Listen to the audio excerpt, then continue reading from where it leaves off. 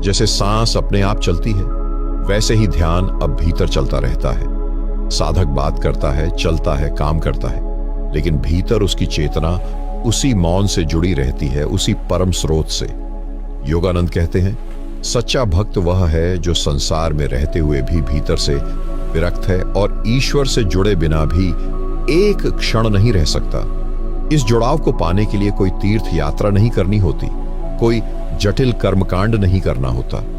बस साधना में निरंतरता चाहिए, प्रेम चाहिए और अपने भीतर उतरने का साहस चाहिए।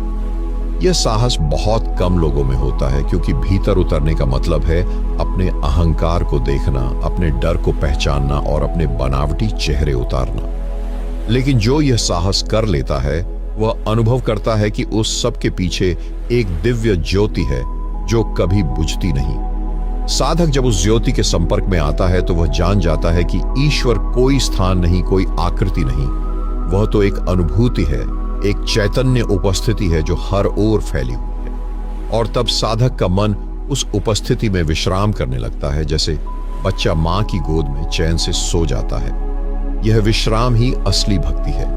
यह वह प्रेम है जिसमें कोई मांग नहीं होती, कोई अपेक्षा नहीं होती, बस समर्पण होता है।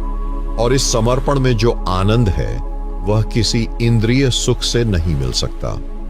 यह आनंद आत्मा का भोजन है और वही भोजन साधक को भीतर से भर देता है। जब भीतर पूर्णता का अनुभव होता है तो बाहरी संसार की वस्तुएं अपने आकर्षण को खो देती है।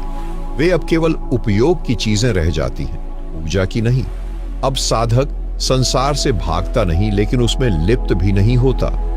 उसका मन हर समय भीतर के रस में डूबा रहता है, उस रस में जो केवल परमात्मा के अनुभव से मिलता है।